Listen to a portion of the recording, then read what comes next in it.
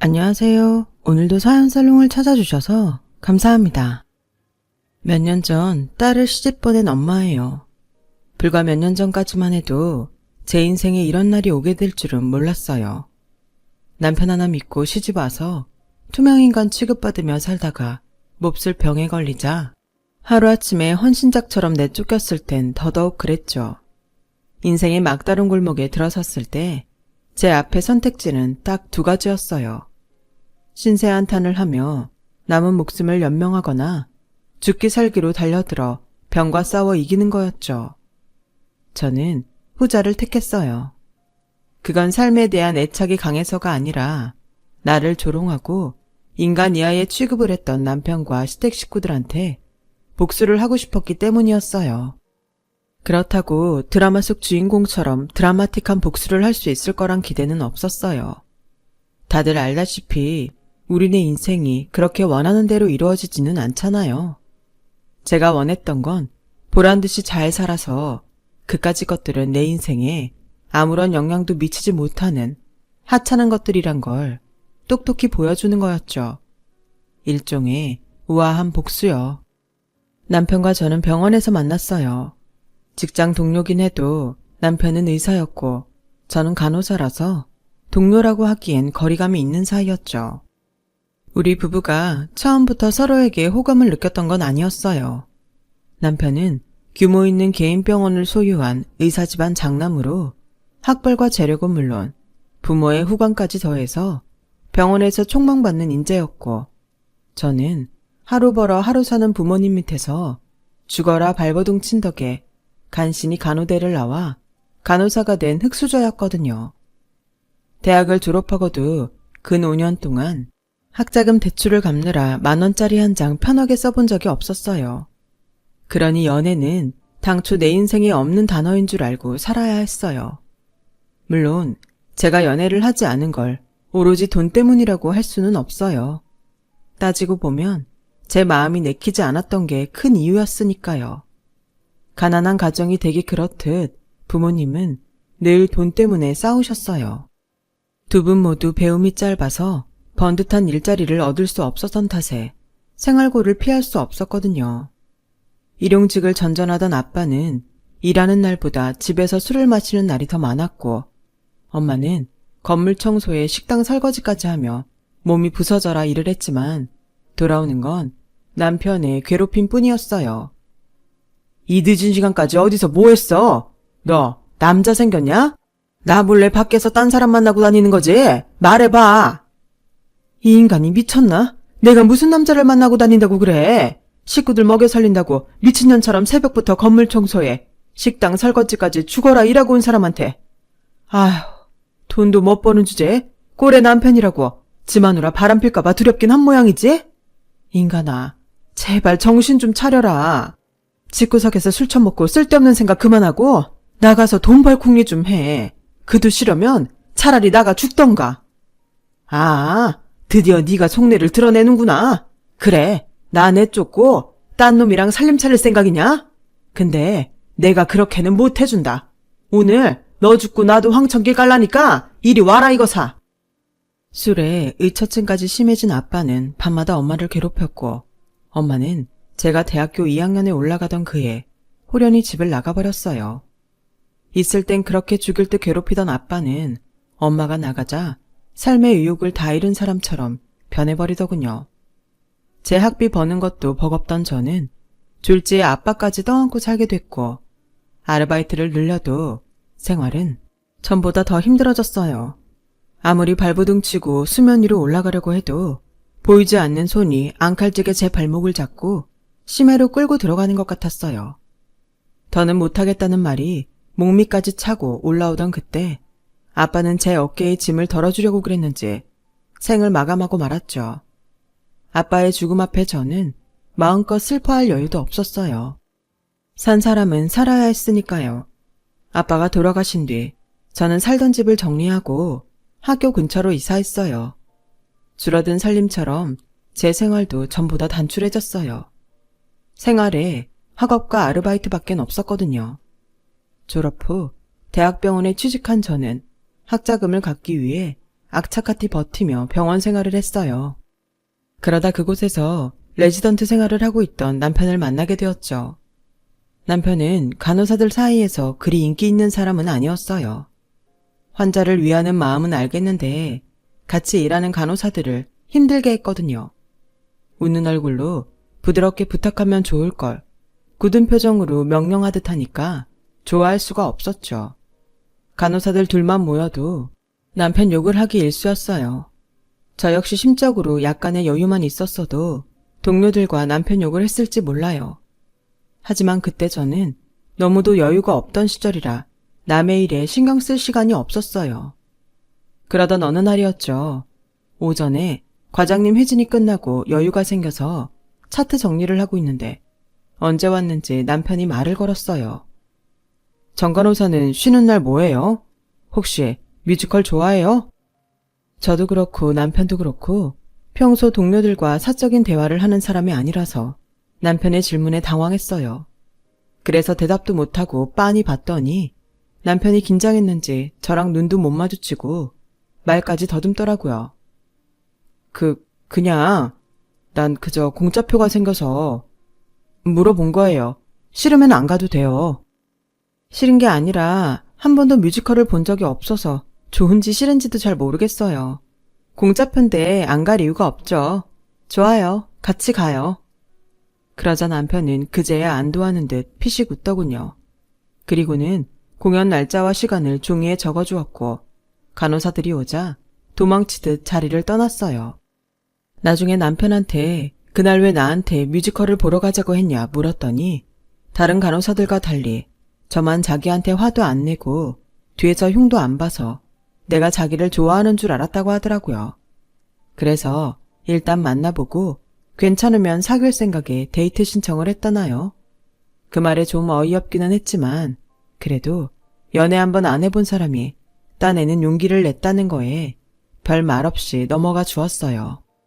연애 무경험자 둘이 직장을 벗어나 난생 처음 데이트를 하는 건데도 그날은 이상하게 어색하지 않더라고요.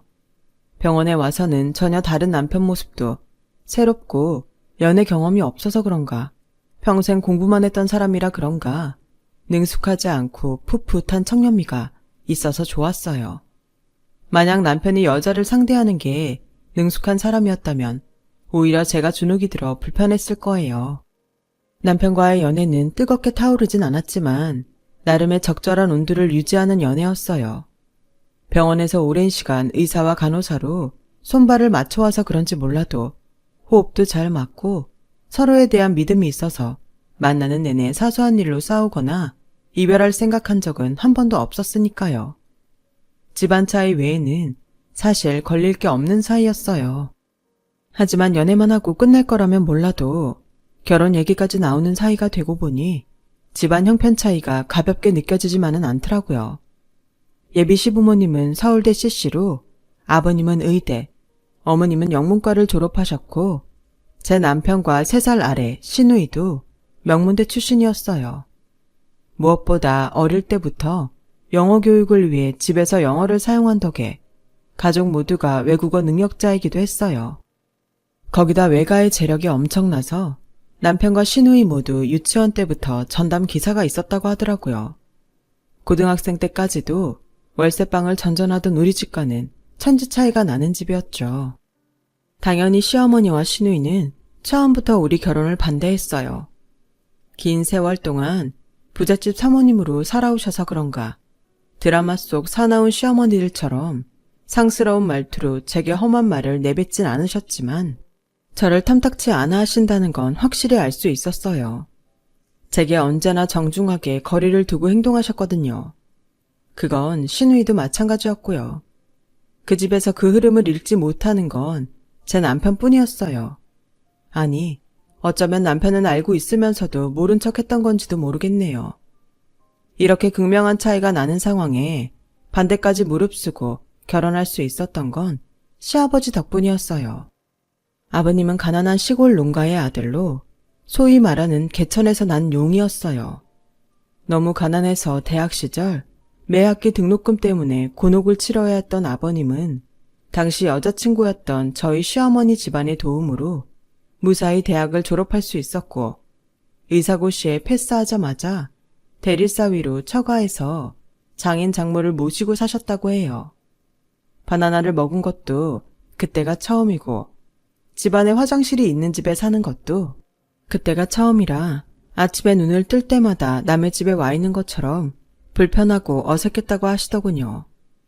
저희 결혼을 앞두고 식구들 몰래 따로 저를 불러 밥을 사주시면서 이런저런 얘기를 해주셨는데 아버님도 저만큼 고생을 하고 살아오셨더라고요. 네 시어머니한테는 미안한 얘기지만 나는 처가에 얹혀 살면서 단 한 번도 장인장모를 부모님으로 생각한 적이 없었다. 물론 두 분이 물심양면으로 내게 도움을 주셨지만 그럼에도 그럴 수 없었던 데에는 이유가 있었어. 상견례 때 내 부모님과 형제들을 멸시하던 눈빛을 잊을 수가 없었거든. 지금 너를 바라보는 내 아내와 딸아이 눈빛이 그때 장인장모를 닮아 있어서 보는 내 마음이 편치 않구나. 그래도 아가, 너만 흔들리지 않고 굳건하게 버텨준다면 내가 너의 버팀목이 되어주마. 그러니 내 며느리로 살아다오. 아버님의 따뜻한 말씀에 저는 그제야 마음을 잡을 수 있었어요.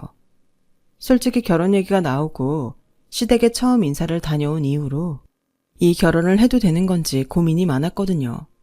직업도 처지고 돈도 없고 무엇보다 친정이 없었으니까요.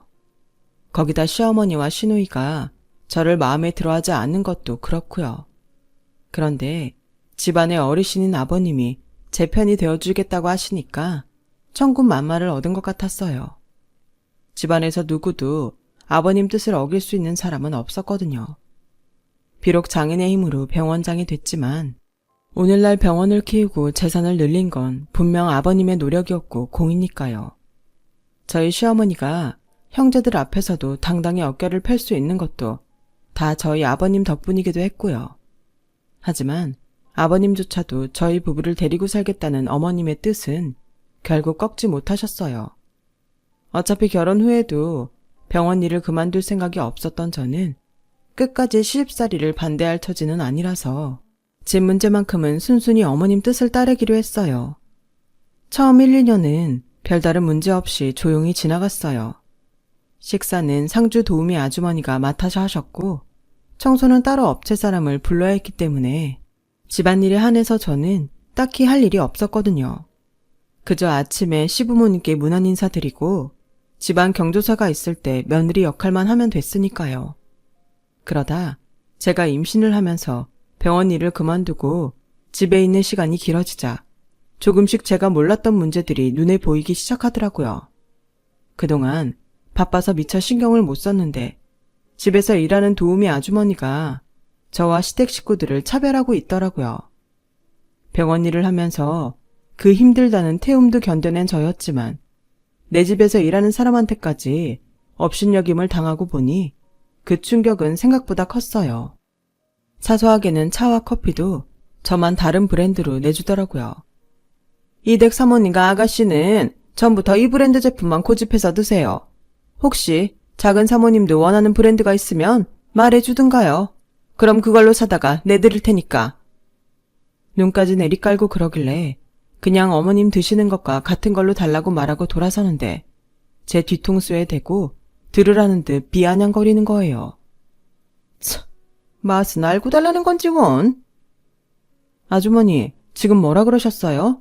방금 그 말 저 들으라고 하신 거예요? 그랬더니 자기는 아무 말 안 했는데 왜 사람을 이상하게 몰아세우냐면서 오히려 큰 소리 치지 뭐예요. 그때 시어머니가 나오셔서 무슨 일이냐고 물으셨고 그러자 아주머니는 기세등등하게 시어머니 옆에 찰싹 달라붙어서는 제가 없는 말 지어내서 자기를 괴롭힌다고 거짓말을 하더군요. 당연히 저는 아니라고 항변했고요. 그랬더니 어머님은 아주머니를 향해 단호하게 말씀하셨어요. 아줌마, 그동안 수고 많았어요. 이번 달 페이랑 퇴직금은 바로 입금해 드릴 테니 짐 싸서 나가주세요. 아니 사모님, 갑자기 그만두라니요. 전 그냥 사모님도 이댁 며느리 마음에 안 들어 하시는 것 같길래 사모님 입장 헤아려서 대신 교육 좀 시킨 건데 그만 몰라주시고 이러시면 서운하죠. 그러자 어머님이 정색하며 소리쳤어요. 이봐요 아줌마. 어디서 건방지게 당신이 내 며느리 교육을 시킵니까? 주제넘게 굴지 마세요. 짐 싸서 당장 나가요. 어머님만 믿고 까불던 아주머니는 20년 넘게 일한 집에서 순식간에 잘려나갔어요. 그날 아주머니가 짐을 싸서 나가자 어머님이 저를 부르셨어요. 내 집에서 부리는 사람한테까지 그런 대접을 받는 건 다 네 잘못이야.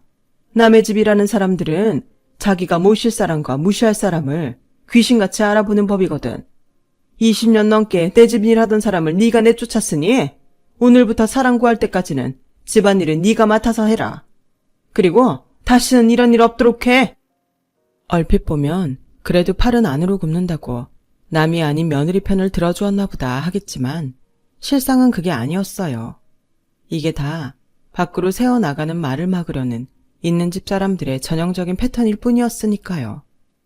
사건을 되짚어보면 어머님은 당신이 저를 탐탁치 않아 한다는 말엔 별다른 반응을 보이지 않았지만 당신의 영역인 며느리 훈육을 자기가 부리는 사람이 대신 하려 들자 불같이 화를 냈잖아요. 결국 대외적으로 며느리를 구박한다는 얘기가 세지 않게 입단속을 한 동시에 자신의 권위까지 세운 셈이었어요. 더불어 자신은 20년 넘게 부리던 사람도 단칼에 자를 수 있는 힘이 있단 걸 과시하면서요. 이 집에서 살아보니 있는 사람들은 주로 이런 방식으로 상황 정리를 하고 살더라고요. 그날 일로 인해 한동안 저는 그 큰 집 살림을 도맡아 하는 벌까지 받아야 했으니 얻은 것보다 잃은 게 더 많은 최악의 결과였던 거죠. 제가 가사노동에서 해방된 건 그 후 3개월이 지난 후였어요. 영국에서 유학생활을 하던 시누이가 결혼을 하겠다며 신랑감과 함께 귀국한다는 연락이 오고 난 뒤였죠. 영국인 사위 앞에 제가 만든 음식을 내놓을 순 없다시며 부랴부랴 업체에 닥달해 도우미 아주머니를 구했어요. 거기다 집안 가구도 바꾸셨고요. 저를 며느리로 들이실 때랑은 사뭇 다른 모습이었어요. 그런 시어머니 행동에 서운하지 않았다면 거짓말일 거예요. 그래도 어쩌겠어요. 어머님께 저는 모자란 사람인걸요. 영국 사위의 등장에 어머님은 당신 전공인 영어 실력을 유감없이 발휘하며 능숙하게 대화를 이끌어 나가셨어요. 일상 대화뿐만 아니라 영문학과 예술, 정치 분야까지 넘나들며 유려한 영어 솜씨를 뽐내셨죠. 그 대화에 끼지 못한 건 오로지 저뿐이었어요. 그저 눈치껏 단어 몇 개로 추론해 상황을 모면하는 정도였거든요. 처음엔 옆에서 통역을 해주던 남편도 시간이 지나자 귀찮은지 저를 빼고 대화를 나누더라고요. 그땐 몰랐어요. 이 집에서 영어 때문에 내가 어떤 꼴을 당하게 될지 말이에요. 그해 겨울 시누이는 한국에서 결혼식을 올렸고 이듬해 봄 저는 딸을 출산했어요. 제 딸도 신기하게 아버님을 많이 닮았더라고요. 아버님은 당신을 쏙 빼닮은 손녀딸을 무척이나 아끼셨거든요. 아버님은 출산 선물로 가족들 몰래 판교에 새로 분양받은 아파트를 제 명의로 해주셨어요. 살다 보면 꼭 한 번은 비빌 언덕이 필요한 순간이 올 거라면서요. 그 말은 마치 예언처럼 실제로 훗날 제가 살아가는데 디딤돌이 되어주었어요. 딸아이를 낳은 뒤로 1년 넘게 육아에 전념하던 저는 슬슬 복직 걱정이 되기 시작했어요. 더 쉬었다가는 영영 복직을 못하고 가정주부로 남게 될 것 같았거든요. 그래서 서둘러 몸을 만들고 딸아이 젖을 뗄 준비를 했는데 어머님이 그걸 아시고는 펄쩍 뛰시지 뭐예요. 여자한테 자식 육아보다 중요한 게 뭐가 있다고?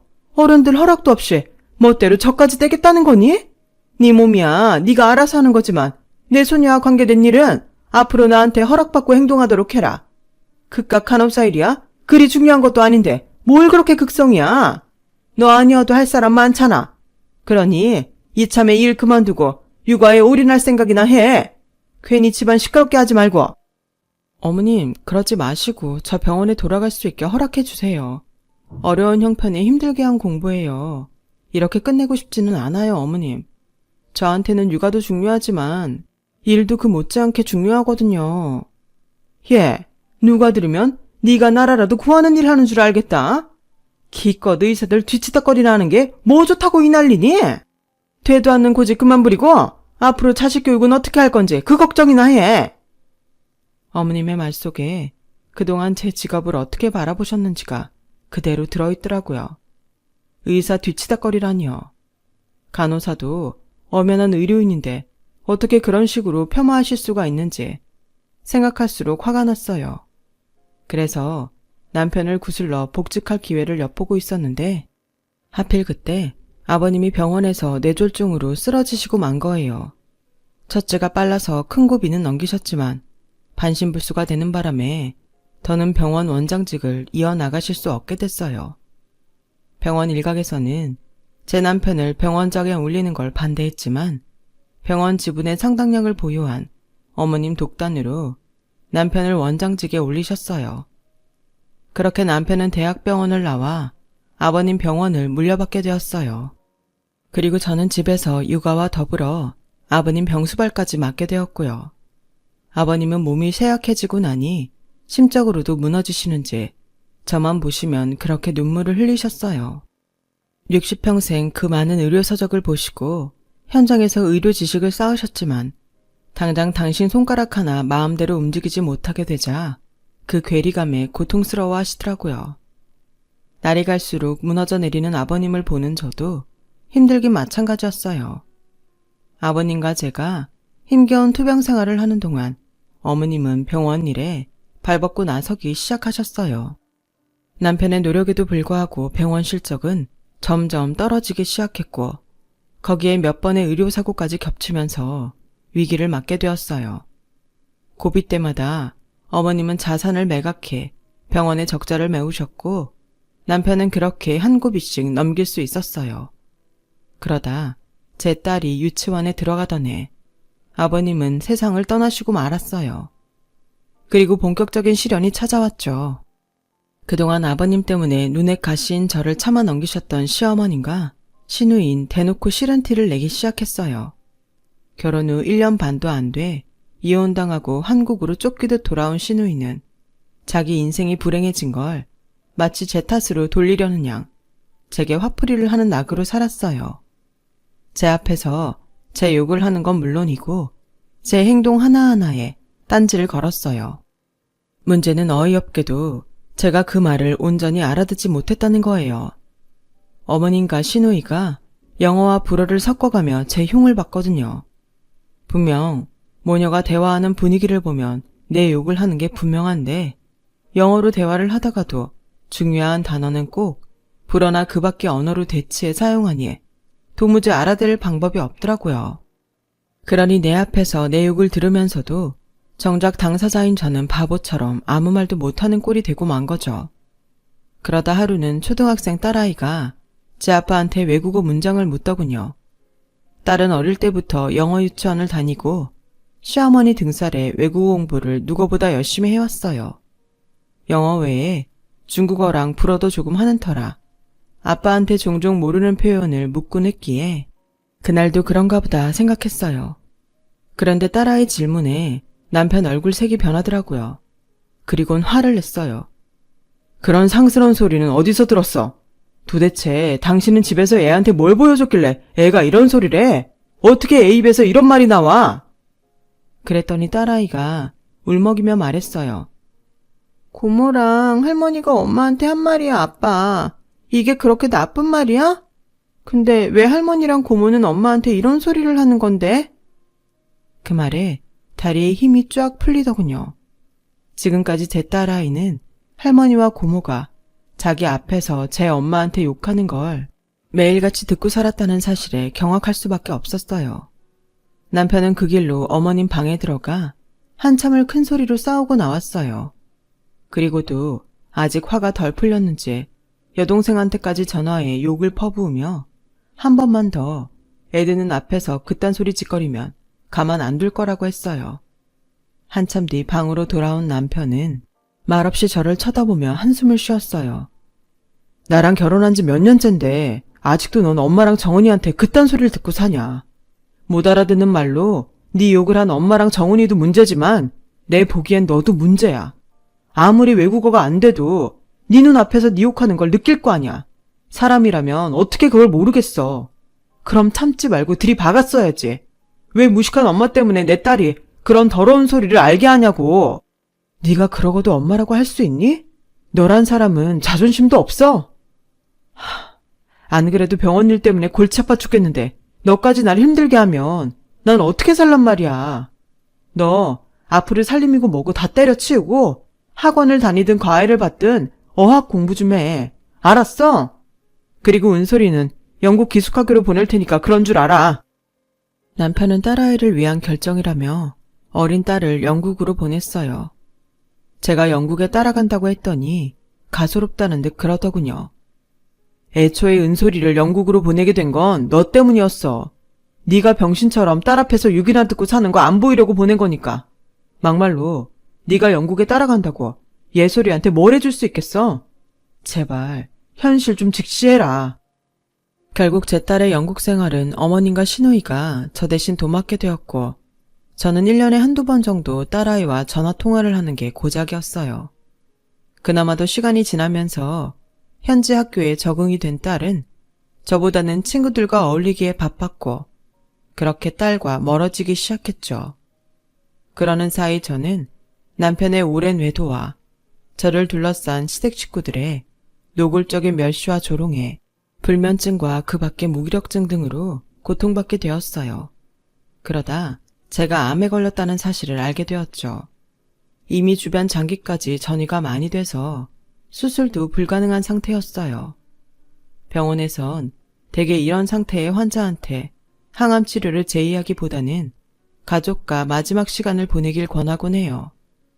남편은 제 CT를 보더니 한숨을 푹 쉬곤 이제 어떻게 할 거냐고 묻더군요. 당신이 원하는 대로 해줄게. 치료 불가능한 건 당신이 잘 알 테고 호스피스 병원 연결해줘. 그러자 어머님이 현재 병원 사정도 안 좋은데 그런데 돈 쓸 거 뭐 있냐며 남는 병실에 입원시키라고 했어요. 집안에 병자를 두면 될 일도 안 되니 하루빨리 집에서 내보내라고요. 제가 마지막으로 영국에 가서 딸아이를 보고 오겠다고 했더니 남편과 어머님은 한 목소리로 절대로 안 된다고 펄펄 뛰었어요. 애 학업에 방해가 된다나요? 제발 은솔이 보고 오게 해줘. 그럼 두말 않고 이혼해줄게. 당신도 내 눈피에 두 집 살림하는 거 피곤하지 않아? 그러니까 내가 나가준다고.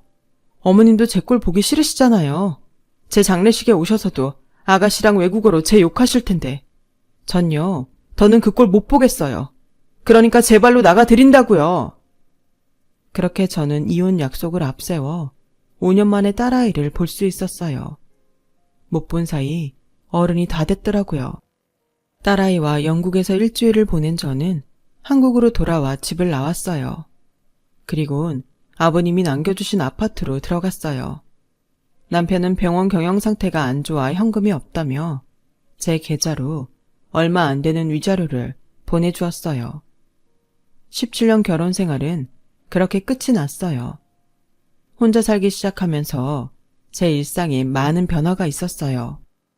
암과 싸워 이기기 위해 준비해야 할 것들이 많았으니까요. 먼저 물 맑고 공기 좋은 곳으로 이사를 해야 했고 저와 같은 환우들과 정보를 공유하며 내 몸에 맞는 음식과 치료 방법을 결정해야 했어요. 간호사 일을 할 때는 결코 동의하지 않았을 치료 방법들이지만 어차피 시한부 판정을 받은 거 못할 것도 없다는 생각에 용기를 얻게 되었어요. 그리고 딸과 했던 약속을 지키기 위해서는 뭐라도 해봐야 했으니까요. 영국을 떠나기 전 딸아이는 제게 10년 뒤 함께 세계 여행을 하자고 했거든요. 그 약속을 지키기 위해선 어떻게든 살아남아야 했고 그게 바로 내가 사라지기를 바라는 사람들한텐 복수가 될 거란 생각을 했어요. 다행히 자연치유요법을 하는 사람들 모임에서 저처럼 삶의 의지가 강한 사람들을 만나게 돼서 우리는 서로 의지하고 격려하면서 암 투병 생활을 이어나갈 수 있었어요. 벽에 걸린 달력을 한 장 한 장 넘길 때마다 이 장이 마지막이 아닐까 걱정되던 마음은 1년이 지나고 3년, 5년을 넘어서자 환희로 바뀌었어요. 제 몸에 잔뜩 퍼져 있던 암세포들이 사라져버리고 CT상으로도 깨끗하게 완치도 돼 있었거든요. 제 왕쾌 소식에 함께 투병 생활을 해온 환우들이 자신들 일처럼 기뻐해줬어요. 저의 왕쾌는 그간 우리의 치료 방식이 틀리지 않았다는 증명이기도 했기에 다들 잔뜩 고무된 상황이었죠. 그러던 중 환우 가족 중 한 분이 제게 자신이 운영하는 사업체에 와서 1일 강연을 해달라고 부탁하셨어요. 처음엔 도무지 자신이 없어서 거절을 했던 제게 사장님이 그러시더라고요. 대단한 걸 바라는 게 아닙니다. 그저 그동안 살아온 얘기를 해달라는 것뿐이에요. 솔직한 것만큼 큰 감동은 없으니까요. 결국 연이은붓하게 할 수 없이 저는 강연에 나섰고 그 일을 계기로 현재까지 3년 넘게 전국을 다니며 강연을 이어가고 있어요. 다행히 가는 곳마다 반응이 좋아서 현재는 강의료도 꽤 받고 있어요. 그러던 차 딸아이한테 이메일이 온 거예요. 곧 결혼식을 한다고요. 왕쾌하고 바로 딸을 만나러 영국에 갔을 때 딸아이가 남자친구라며 한국인 유학생을 데리고 나왔었는데 그 친구와 결혼까지 하게 됐다더군요. 그렇게 저는 이혼한 지 8년 만에 공식적으로 시댁 식구들 앞에 나가게 되었어요. 결혼식장 주차장에서 저를 본 전 남편과 전 시어머니는 제가 살아있다는 사실보다 제가 타고 간 외제차에 더 놀라는 눈치였어요. 그도 그럴 게 지난 8년 동안 전 남편은 아버님의 병원을 말아먹고 도박으로 집까지 날린 채 후배가 하는 병원에 페이닥터로 나가고 있었나 봐요. 그나마도 경기가 안 좋아서 언제 잘릴지 모르는 형편이라더군요. 부잣집 딸로 태어나 평생 설거지 한번 안 하고 살아온 전 시어머니는 말년에 전 재산 말아먹은 아들과 함께 월세집에 살면서 손수, 밥값, 빨래, 청소까지 하고 사신다고 했어요. 그나마 노년을 위해 가지고 있던 땅마저 딸이 훔쳐 달아나는 바람에 빈털터리가 됐다더라고요. 그러니 한창 돈이 궁하니 모자한테 돈 냄새 풍기는 제가 얼마나 반가운 손님이겠어요. 혼주석에 저와 함께 나란히 앉은 전 남편은 딸아이 결혼식 내내 제게 말을 걸었어요. 어디 살고 있느냐, 재혼은 했느냐, 뭘 해서 돈을 벌었느냐 등등 온통 저의 재정 능력을 가늠할 만한 질문을 해대기 시작했죠. 자기야, 오랜만에 만나서 이런 말 하긴 좀 그렇지만 예정을 생각해서 나 돈 좀 빌려주라. 나 이달까지 5천 못 만들면 앞으로 의사생활도 못하게 될지 몰라. 그놈들이 신체 포기각서까지 받아가서 빼도 박도 못한다고. 돈은 내가 3달 안에 갚아줄게. 그러니까 제발 나 좀 살려주라. 또다시 도박에 손을 댄 남편은 인생 막장까지 다다른 것 같았어요. 돈 5천만 원을 빌려달라고 결혼식 끝나고 패백 마칠 때까지 제기에 대고 징징거리더군요. 사람이 변하는 건 한순간이라고 어쩌다 이렇게 변했는지 한심했어요. 저는 딸과 사이를 공항으로 보내고 남편한테 한마디 했어요. 자기는 내가 살아있다는 것보다 내가 가진 재산이 더 반가운가 보네.